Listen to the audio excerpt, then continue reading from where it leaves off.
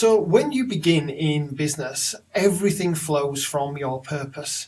Once you understand where you're going and what you're doing and you're really engaged in that, then the next thing is you work out your priorities so that you can get things done in order that you can start to open your business. Then you work out what strategies you need in place to make your business successful, and then you take those actions. And as you can see, everything flows down from the purpose. So let's have a look at what that might have been like when you were starting your business. So your purpose would probably be that you wanted to be wealthy, you wanted to be healthy, you wanted to spend time with your family, to have freedom and independence and have fun.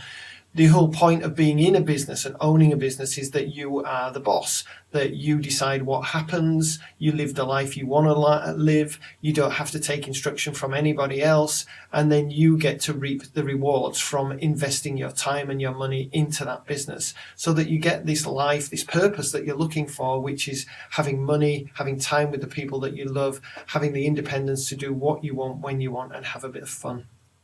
So the priorities in order to achieve that is, of course, to build a business, and that's your restaurant. So once you've decided, right, this is it, we're going to take the leap, we're going to build our own restaurant, we're going to have this business, the next thing typically you're going to look at is, well, where are we going to do it? What location? What kind of food are we going to serve? What kind of staff are we going to have? Let's recruit some really great staff. Now the fit out, well, we want it to look fantastic. How much can we afford to invest in that? We'll get the local media on board, and then of course we'll win reviews and awards and local people will love us, and then we will have the restaurant, the business that we wanted, and then it's just a matter of getting busy to make it happen. And as you can see, everything's flowing down from purpose to outcome. Now, what happens when you are in a business, and this is where we meet people typically, is that everything is inverted. So rather than being driven by the purpose, what happens when we meet people, maybe they've been in business a year or 2 or 10, is that they're driven by their actions, and their actions are typically this. So when I meet somebody and I say, tell me what's going on, tell me what you do, they'll say to me, well, I'm chasing suppliers, I'm trying to find great staff, I'm doing the roster, I'm having to redo the roster because staff ring in sick, I'm changing the menu because it doesn't seem like things are working, we're trying to sort out the menu to get more people in or to make more money from it, I'm ordering wine, I'm talking to wine rep. So everything now is driven by the fact that the owner is overwhelmed by their actions. The strategies in order to get those actions done is to work longer and to try and do things cheap to save some money so that they can make that business work. Their priorities then are to pay wages, to pay the bills, and to get things like the BAS done. And the purpose, well, that's just floating around somewhere, but it's not linked to what's going on from an action point of view, and it's certainly not driving the action that's going on in the business. So how do you put this right? Well, the first step is a mindset shift. So it's about coming back to having your purpose as the major driving force. And one way to do this is to have this in mind. And this comes from Shakespeare, from The Tempest. Even though it looks depressing, it's not. It's something that encourages you to get on with what you're doing and make sure that you create something for your life before it's over. Create something with your business before it's over. So every third thought shall be my grave. And what he's saying here is that I can't allow the luxury of just allowing things to slide and end up getting involved in the busyness of my life and let it go nowhere. And at the end of my life, look back and go, well, what the hell happened? I didn't get any of the things that I thought I was going to get. I didn't get any of the rewards. I was just so busy. So every third thought shall be my grave means that realizing, constantly thinking, I need to get this thing working in the way I want it working, rather than being dragged along by the machine.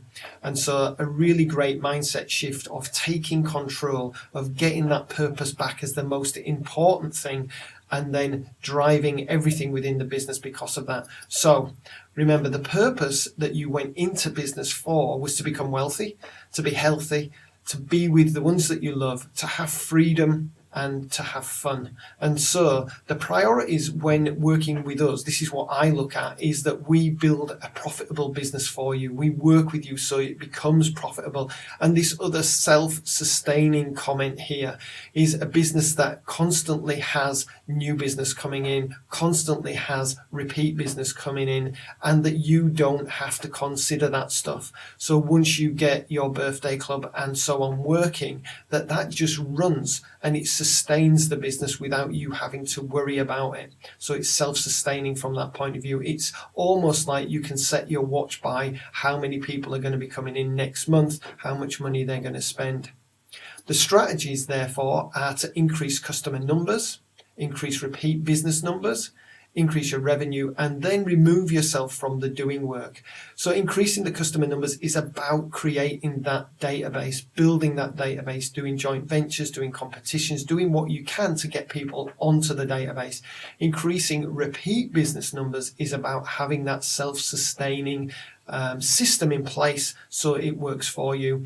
Increasing your revenue, obviously that comes from all of the above and the 4 ways to grow your business. And then removing yourself from the doing work is all about getting somebody else on board that you can delegate to, so it releases you. So you're not doing 60, 70, 80, 90 hours a week. You actually can release yourself from that, and then you can start to have that purpose fulfilled, where you can spend more time doing the things that you want. You are going to have the freedom and independence because you're running the business. You can have some fun. And the way to do this, the actions that you need to put in place to have this work, is to get busy marketing to make it happen. It's not going to happen without you doing marketing. They are not going to come because you built it, no matter what Kevin Costner says in Field of Dreams. You have to market to make people come they want. Why would they come to you? Only because you invite them, you remind them, you connect with them, and you invite them in. So you have to get busy marketing to make it happen. You will build that database, you will have that self-sustaining system running, and then you will have your purpose fulfilled.